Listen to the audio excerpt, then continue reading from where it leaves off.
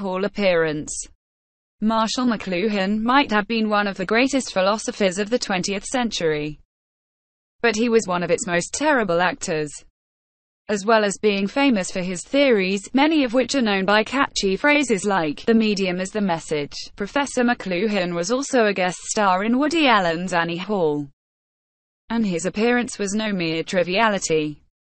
He played himself, and in doing so was able to exemplify some of the theories he espoused.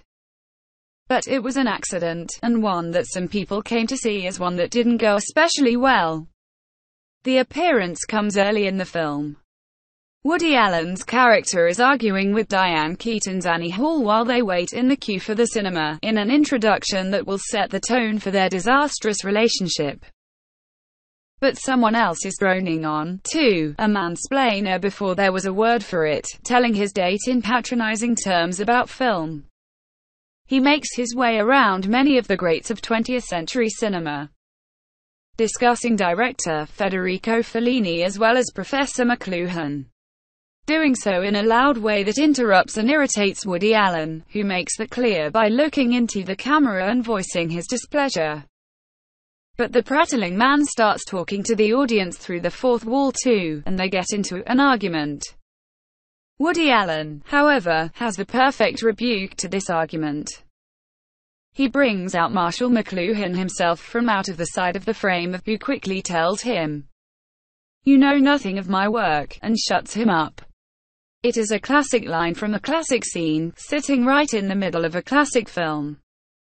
But it is also an important moment in Professor McLuhan's history, which is being celebrated in a Google Doodle. Professor McLuhan's work focused specifically on the meaning of film, in contrast with TV and other media.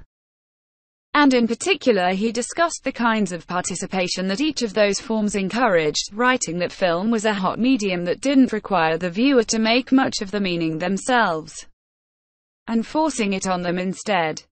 That seems to be both exemplified and proven wrong in this scene.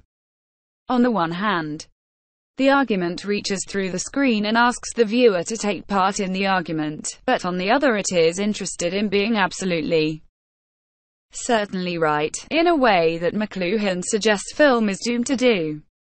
In that, the scene is classic Woody Allen, pulling down the grand theories of philosophy into daily life, and managing at the same time to mock both.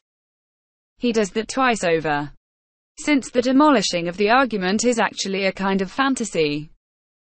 And it takes a particular kind of arrogance to believe that you know about a writer with such certainty that you'd know what they were thinking. It wasn't always supposed to be McLuhan anyway, but rather Federico Fellini. But the Italian director pulled out of his commitment just days before, and the team had to grab to get the thinker to replace him. That's why the man in the line goes on about Mr. Fellini so much. When the great philosopher does finally arrive in the scene, all doesn't go to plan. Professor McLuhan tells the academic that, "You mean my whole fallacy is wrong," which doesn't really make sense. It could be that the professor was looking to further the sense that being wholeheartedly supported by the person you're arguing about is a fantasy that doesn't make sense in itself. But it appears just as likely that he got the line wrong.